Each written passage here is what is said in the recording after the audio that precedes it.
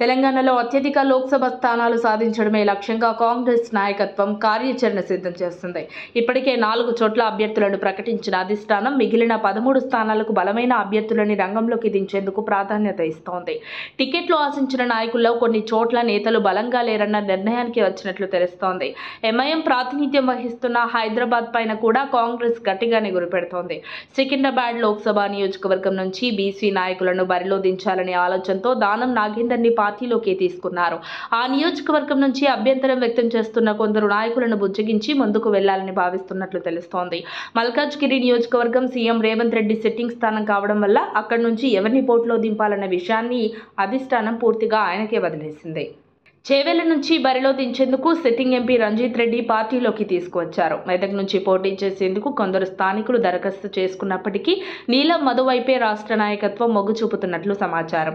నాగర్ కర్నూలు నుంచి మల్లు రవికి సర్వేలతో పాటు స్థానిక ఎమ్మెల్యేలు, నియోజకవర్గ ఇన్ఛార్జీలు సానుకూలంగా ఉన్నట్లు తెలుస్తోంది.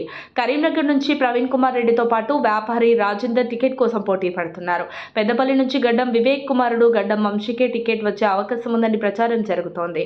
భువనగిరి నుంచి పీసీసీ ఉపాధ్యక్షుడు చామల కిరణ్ కుమార్ రెడ్డి పోటీ చేసేందుకు క్షేత్రస్థాయిలో పనిచేసుకుంటూ పోతున్నారు. నిజామాబాద్ నుంచి ఎమ్మెల్సీ జీవన్ రెడ్డికి టికెట్ ఇచ్చేందుకు పార్టీ సముఖంగా ఉన్నప్పటికీ అక్కడి టికెట్ కోసం మాజీ ఎమ్మెల్యే అనిల్ కుమార్ పట్టుబడుతున్నారు.